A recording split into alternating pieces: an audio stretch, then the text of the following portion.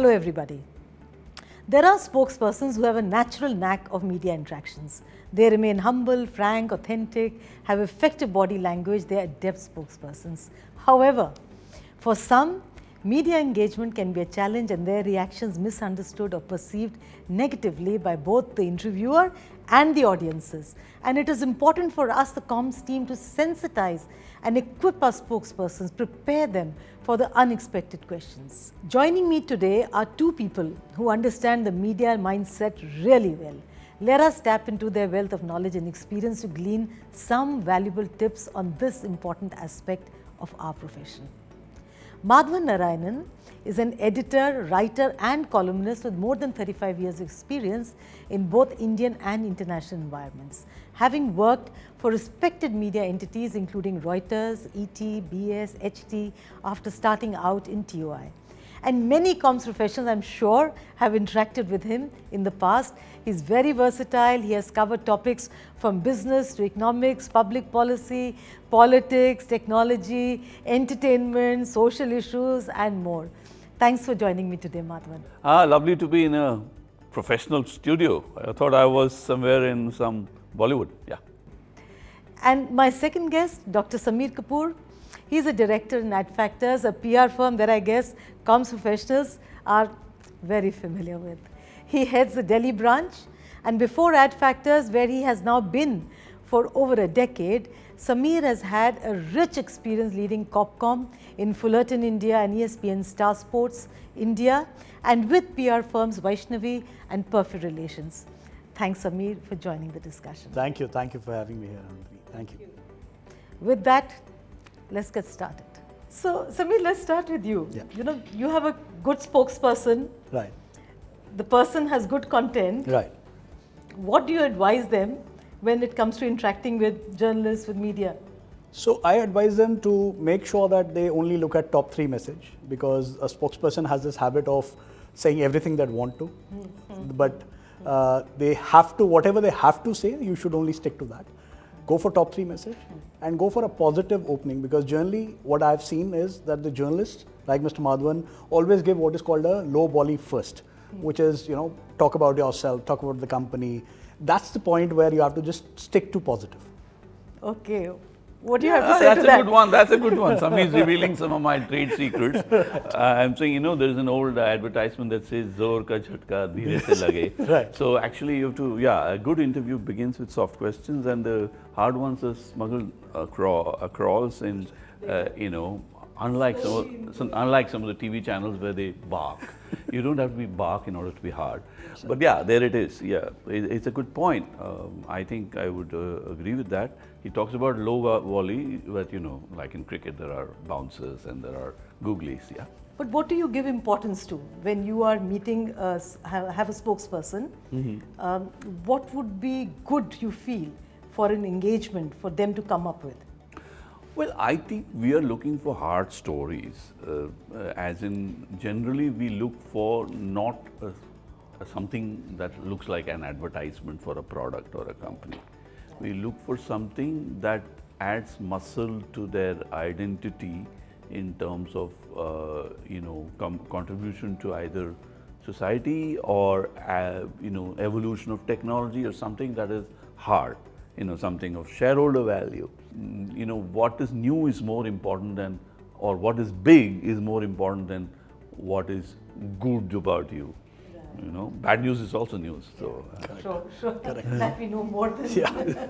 On that, we have a point where we say that look at the problem that you're trying to solve.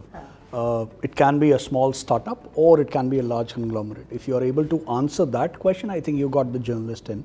And if you have a solution to and it, you have a solution to it, of course. Your accomplishment or solutions. Like I have a standing rule, which is that every press release can actually become a very good story. That's right. If it is seen as a strategy story. That's So right. I'm revealing my journalistic secrets here, which is that we look at what's the strategy behind this and write about the strategy rather than a product.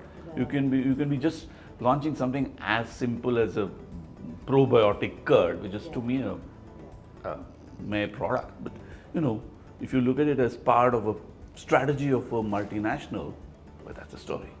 That's right. So when we teach copywriting to our own people in-house, we say, talk about the benefit. That's right. Not the features. That's right. You know, so you're saying, what is the thought behind it? Yeah, the Talk thought about behind that. it. That's beautifully Talk put. about that. That's right. Don't talk about the features. And that's the power of narrative. You know, it's if someone comes to you saying that I'm solving an urban last mile problem, the valuation of that firm can be 6 billion. Yeah. But if we say I'm solving the overall logistics problem, the valuation moves from 6 to 60.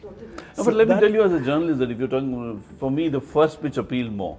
Because the moment you say urban Right. and last mile problem, it has a greater public character to it, which appeals to a journalist more than just a business character. No, there's a different, there is a citizen inside a consumer and there's a consumer inside a citizen.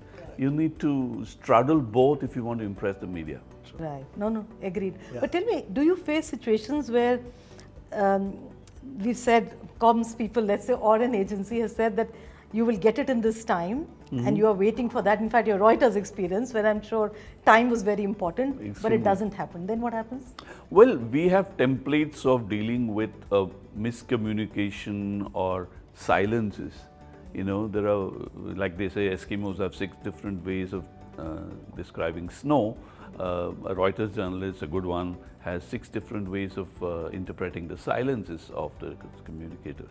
So you'll have to be responding with the right kind of silence so that tomorrow, when what appears in news doesn't look bad on your client, which means that you cannot go incognito. You have to officially say no comment, or you have to have a comment, or you'll say, we'll be giving you the comments later. There are lots of ways of doing it, but don't be inaccessible and try to be quick with your response.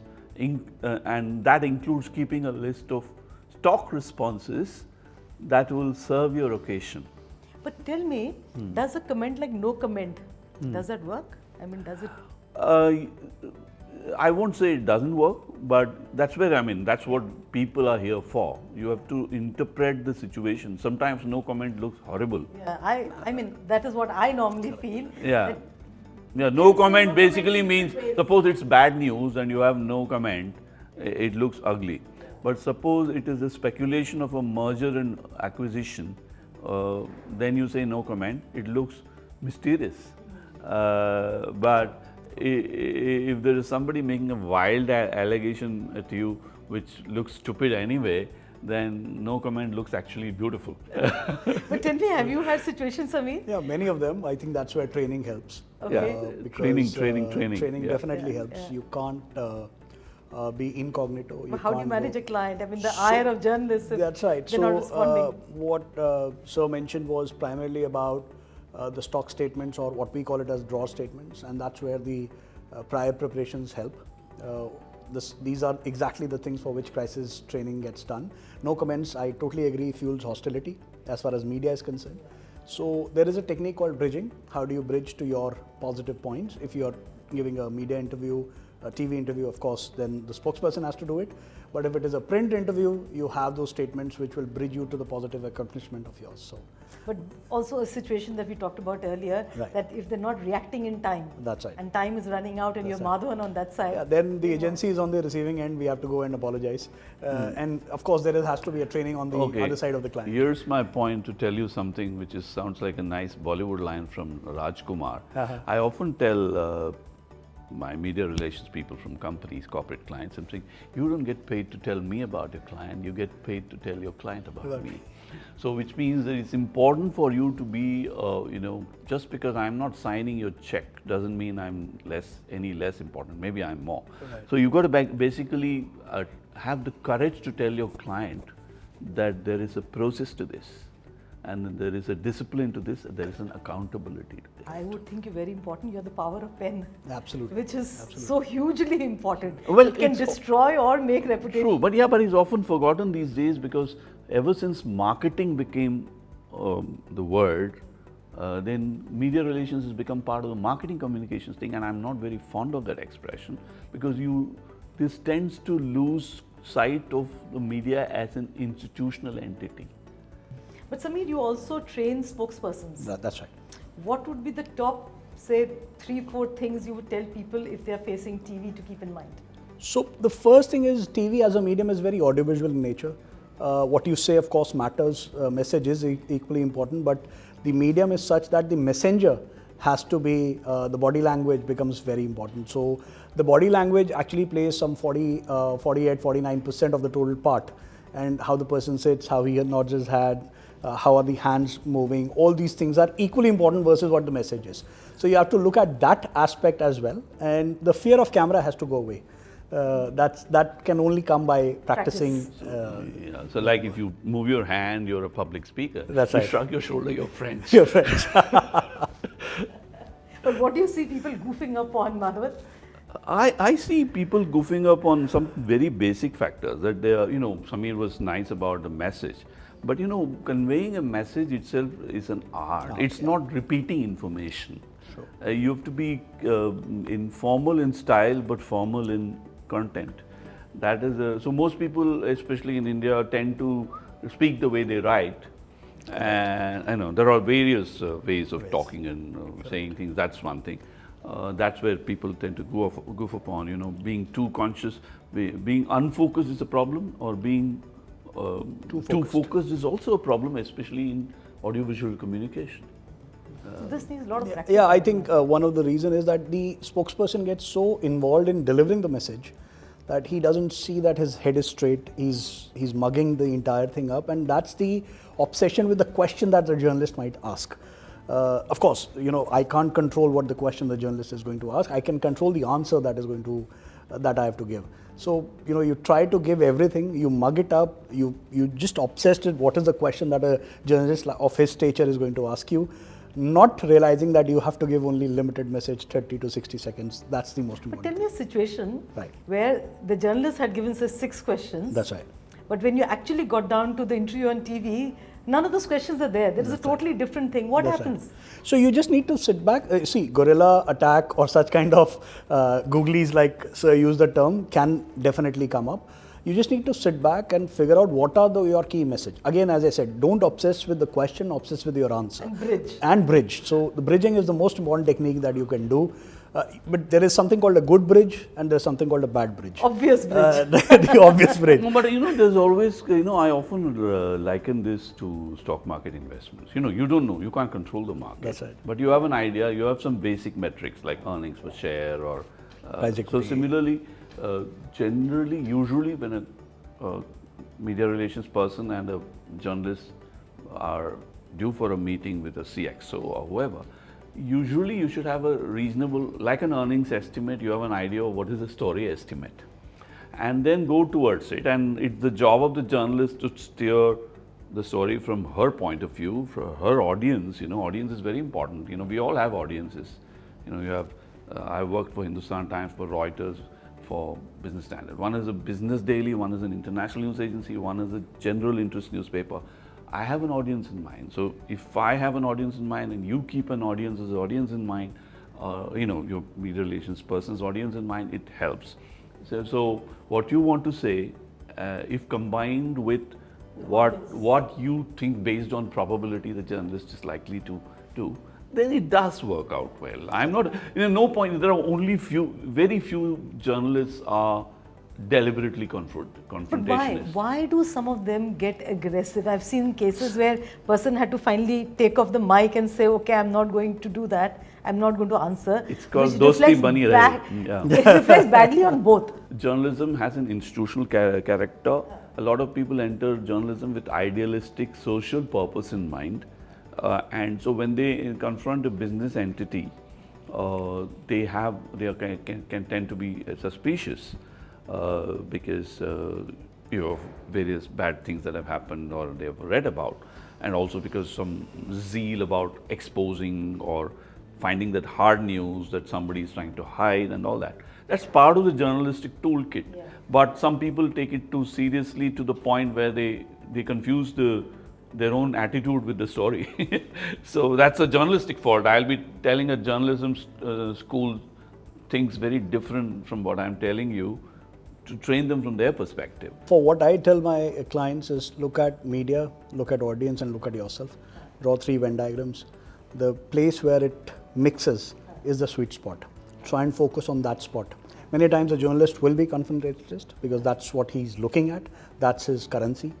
he wants to make news out of it, because many times how also you get the behave, eyeballs, hopefully. yeah, that, it gives you eyeballs bad as news. well. Absolutely right. And it's about, getting under the skin of the spokesperson.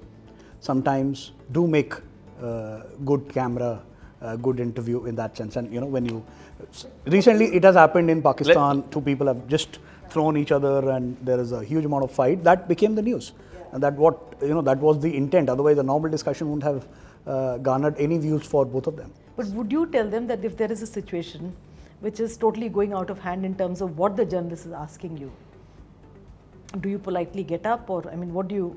So, not to lose your calm is the first thing that you have to tell a spokesperson, or spokesperson has to behave in that manner. It is a tough job. It's not easy. Like he mentioned about a particular phrase of Dosti Bani Rahe, which also shows that how unprepared you are, because you have to take, even if the person is your friend, you have to take that kind of professionalism. Just don't lose your calm. Make sure if the journalist is not on you or with you on that, try and get audience on your side. There are phrases which says what your audience would like to know, and then you bridge. So there are multiple techniques that we use. That's a wonderful trick that Samir is revealing today. That's a wonderful way to do that. But I think it's also important to remember that you have to be a little humorous in the way you do it. If there are, humor is a wonderful asset. Sometimes I often think of what I would be doing if I were fielding questions. And you can agree to disagree. You can bounce off questions saying that not today perhaps, something like that. But doing it with a smile or a sense of humor does help. That's right. Yeah, smiling helps, but I have a little different point of view on humor, because humor, if it is on yourself, then it is okay. But if it is on a particular issue, particular thing, it lands you in trouble. No, I'm very glad you asked that. So yes, let me give you a real life example. There was a listed company in which father and son were having a boardroom fight. Right. And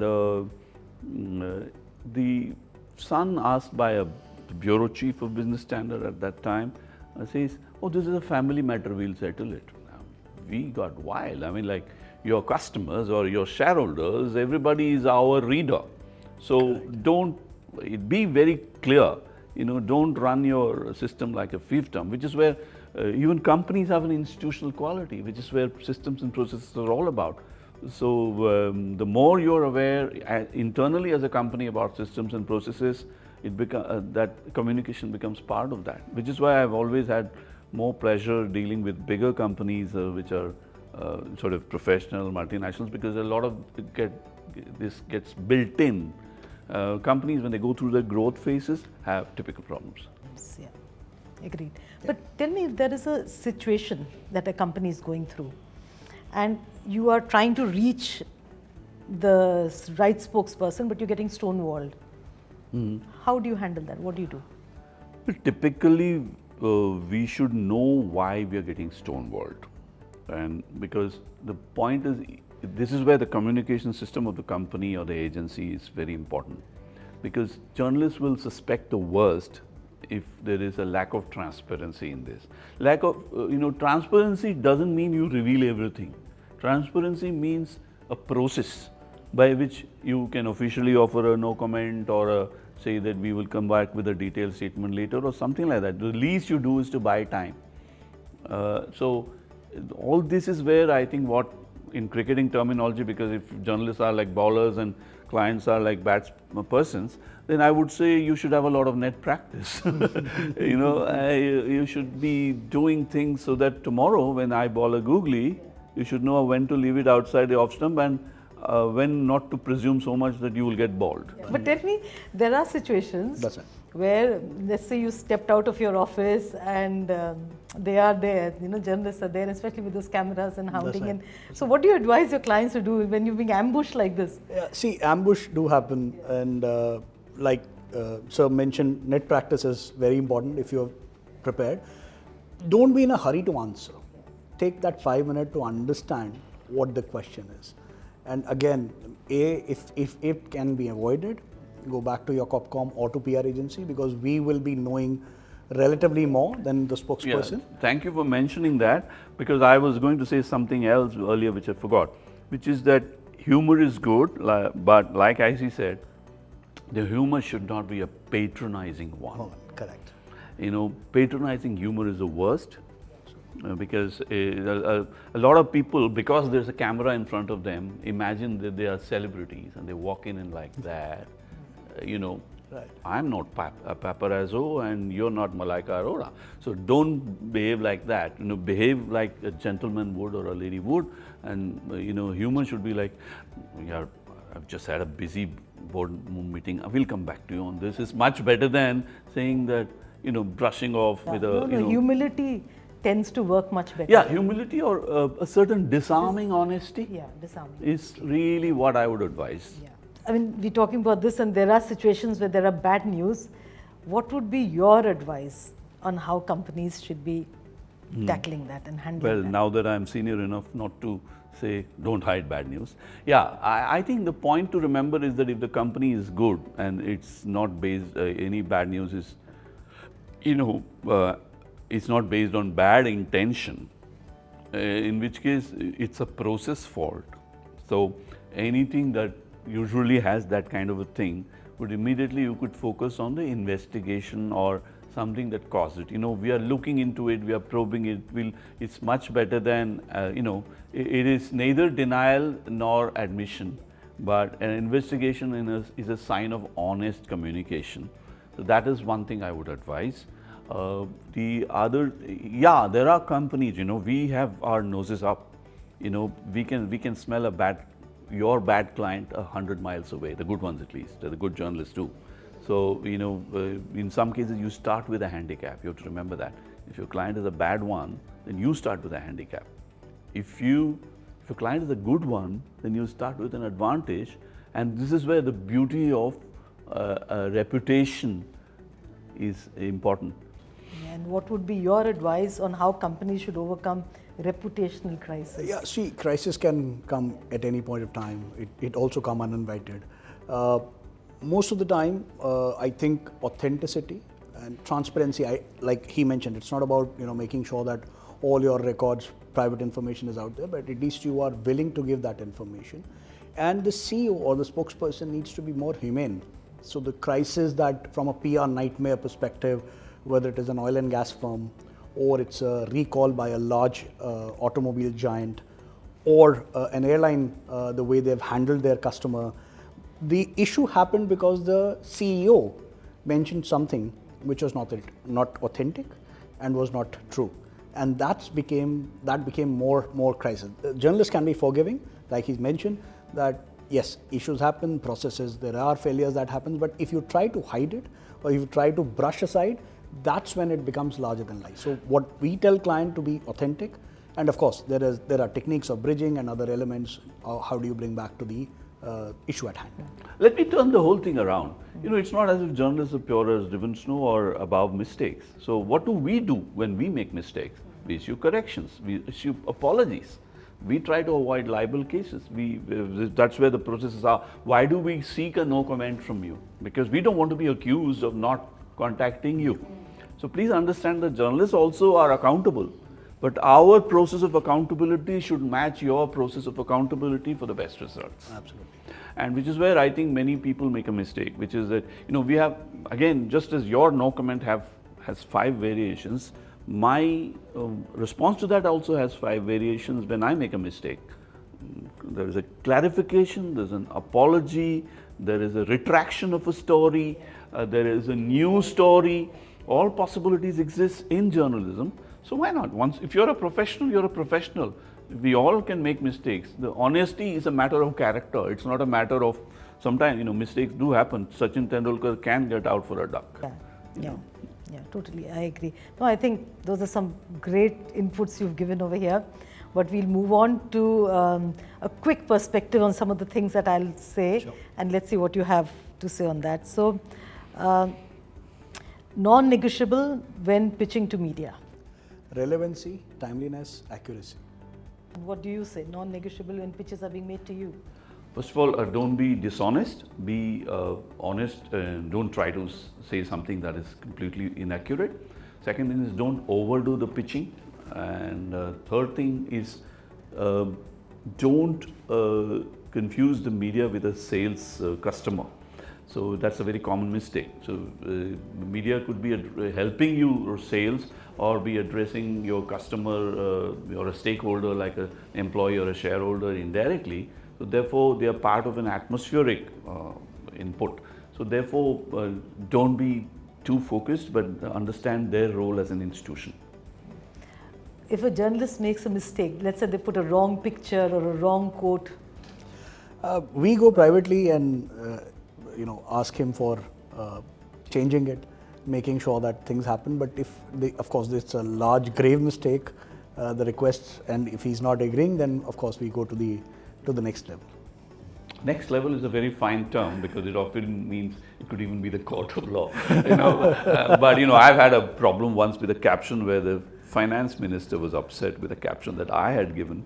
Fortunately, my editors were very nice, so they, I didn't. Well, I was quite accurate with my caption, but it can go wrong. So I would say that these things are best negotiated with a sense of honesty. So that's why I use the word clarification or apology. An apology should be given where it is due. I normally tell my people in-house, the spokesperson, that please, you don't call the journalists and start hollering. We will do the talking. Correct. Because we have so much at stake. It's one journalist who's going to be doing so many stories, and there could have been a genuine mistake. Yeah, exactly. That's why you have to be very clear. That's why we need estimates of intent, as I call it. You need to know that is it intentional. Typographical mistake can happen. Sometimes a journalist may not make a mistake. Somebody at a production desk may change something, a photo or something. All sorts of things happen. We meet very difficult deadlines in journalism, so you have to be sensitive to that. But journalists also has to have. So there are newsroom processes, and there should be corporate communication processes to match this, so that we live in an ideal world, which we don't, of course. Quality of content and relationships, what do you think is more important? For us, both. Content is the foundation, and Adfactors thrives on relationship. Because the amplification can only happen if you have good relationship. But yes, content is the fundamental base at which it works. So for me, it's both. I'm glad that question was asked, because I have seen the media relations profession evolve in India from a horrible level where everybody thought relationship was everything, which basically meant giving Diwali sweets and smiling at people. But today there's a lot of focus on content, which is much to my relief. And well-informed spokespersons and agencies are the best thing that could happen to both the client and the journalist. So, it's an 80-20 rule. 80% is content, 20% is attitude and relationship. Yeah. That's actually the right way to go, I would imagine. Right. Traditional versus online or digital media, where would you advise your clients to put money on?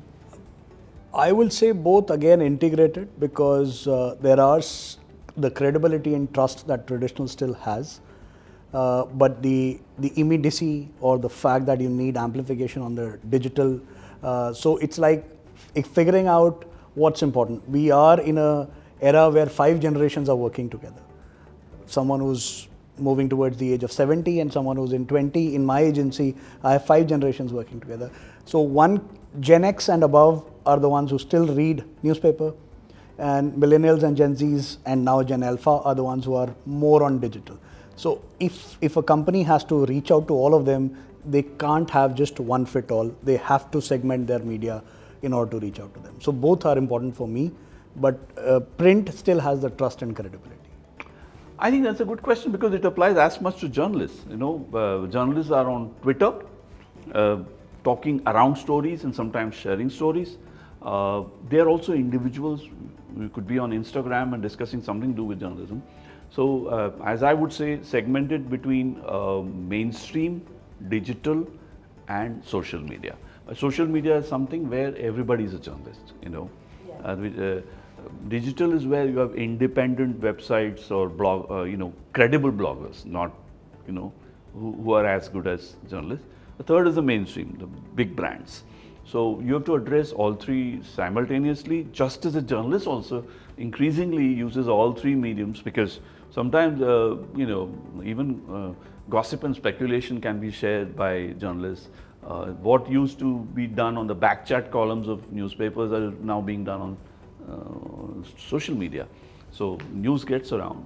If a journalist has a breaking news, where would he go first? Will he keep it for traditional media to break it, or would he go on to online? It used to be save it, but now increasingly, because the perishability of news is very important. It's extremely exclusive, then you would wait to break it through mainstream.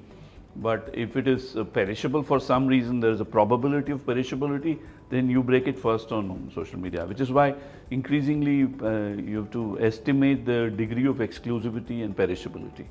If you have some great news of a client which is really, really big, would you prefer to give it to the traditional media and ask them to first put it in print and then take it to digital? Again, it depends on what the client needs are and what is the news importance. But yes, again, going by, if it is something that's going to come out and someone else is going to break it, then we will. But if it's not going to come out, if it is not going to come out, then yes, we would like print media to do a first. Let me pick a bone on that. It is not fair for a corporate communications person to play favorites within the media. So sometimes exclusive stories or interviews are given, but ordinarily any dissemination of information should be without discrimination. So generally what used to happen earlier, before the onset of digital and social media, there was a news cycle pattern. Yeah. Wire first, followed by the financial papers, then of course going to the business magazines. That's the tradition that we used to follow. You answered the question yourself. Business magazines do not need news, they only need perspectives. Correct. Newspapers anyway thrive on news agencies. So That's they are served by the news agencies, though there is no competition. That's right. Competition comes only when you give one newspaper access to something which other newspaper will get upset about. Or I've had in a news agency environment where X agency gets some disproportionate access. So we all have rivals. So just as a company, just as a corporate client will not like a newspaper to favor one client over another, same thing you should have that same sense of fair play. But increasingly, and I think more or less all publications have a marketing team. That's right. Where there is paid options also. True. Your take on that, paid versus editorial? See, we Adfactors thrives on media relations, on the arc of influence through editorial. The credibility and trust that editorial has, paid of course because the editorial or other aspect is written, it gets done. But there are a lot of marketing stories that doesn't see the light of the day in the earned format. So you need to go for the paid. So it has to be a good mix. But yeah, if you ask me a question, I think preferred editorial, but paid is here to stay. Paid is here to stay, absolutely. I think the gap is getting increasingly blurred because of things like influencers and blogs and things like that, and you can have corporate blogs. I find that corporate blogs are the most underutilized part of media relations. Blogs on your own company websites have the credibility which many people don't understand. But from a media perspective, obviously I don't like to be told by a PR person that you did good PR for me. If that should be incidental to the story, not focused. So to that extent, I am wary of what they call earned media. But it's like a game of cricket, like I say, that if you get my wicket without bowling a no ball, congratulations. One book that you would recommend PR and comms professionals to be reading? I would say read any good autobiography of any good journalist, which can often bring out that side of that story. Like Edward Baer, I remember reading as a journalist, because it's not about journalism per se, it's not a textbook of journalism, but it's about living inside the heart of a journalist. So I think there's good times and bad times by Harold Evans, which is what, I have not read that book, but I've heard. Then anyone here being raped and speaks English is a classic in journalism. So because it was also, because it's about how a journalist likes to get stories out. So that's, reading about the life of a journalist can sometimes be more interesting as an insight rather than just read a textbook. No, that one sounds interesting, how a journalist works to get the story out. Yeah, A Day in the Life of New York Times is a book that I read as a young journalist, and it was a fascinating read. If journalists can, then I'm sure a communications person should be as helped or even more, because it's like being inside the kitchen. Yeah, agreed. What would you recommend? So I have three, but the latest one, if you want to understand how the journalism media is getting impacted with digital, with the onslaught of, like Sir mentioned, of blogs, paid form. It's a book by Ryan Holiday called Trust Me, I'm Lying, The Life of a Media Manipulator. It's a brilliant take on what's happening currently. It's a new format. Prior to this was Thank You for Smoking in 1994, which is more like a satire novel on public relations and of course about Nick Taylor, who was representing tobacco. So the ethical dilemma of representing a sin industry. 2005, there was a movie that was being made on it. But if someone wants to just learn about PR, I think Edward Bernays' Torches of Freedom is the classic. Of course, that happened. Samir is here to prove that a public relations person can actually be an intellectual. I'm fascinated by his reading list, I must say. He's a doctor, but you know what I'm hearing is you haven't given any Indian author. That's right. You also haven't given any Indian author. It's a very good question you're asking. I've read a lot of good Indian authors, but journalists, maybe I've just started reading a classic called From India, From Curzon to Nehru, which is by a legendary former Hindustan Times editor Durga Das, which is telling the story of India's independence and beyond through the eyes of a journalist who is actually covering all this. So those kind of books can help, I must say. But is there a book on Indian journalism? There have been books by people like T.J.S. George. I haven't read all of it, but I think those kind of books do help. But it is also a comment that many Indian journalists don't write so much on journalism as on politics or business, something that they cover. So they don't turn the torch on themselves. Or for the matter, communication people. Absolutely. If I can do my own PR, then go and read my book, which is When India Votes, which is on how political PR is done. I think, like I said, Samir is a valuable resource. Totally. I often envy people who can actually, since I've worked late night shifts, there are always questions of when does a journalist actually read? Because we're reading all the time, like breathing, but we're reading so much of muck, as I call it, because of news, including useless press releases, that I wish we had more time to read books. We have to work on that. We have to work on that as a profession. Which is the last web series you watched? I've been watching Scoop, by the way. That's a very nice one. It's on journalism. It's about a murder of a journalist in which another journalist was implicated, which tells you a lot about. Actually, it's a very good web series to watch for journalism watchers. And there have been journalism movies also. New Delhi Times is by Ramesh Sharma, which is a very good movie. What about you? I'm watching a hedge fund firm series called Billions. Just getting hooked onto it. How do you unwind? I unwind these. Music is my go-to, because I remember a long day at the newsroom. I would come back and listen to Pandit Jasraj of all the because it's a wonderful way of detoxing, because journalism is a very toxic profession, I must say. So music is the place. I listen to all genres, but obviously after a hard day in journalism, it's always been a more peaceful genre like classical. How do you unwind? Do you also need music too? No, I love teaching and I love spending time with my daughter. So these are two ways that I unwind.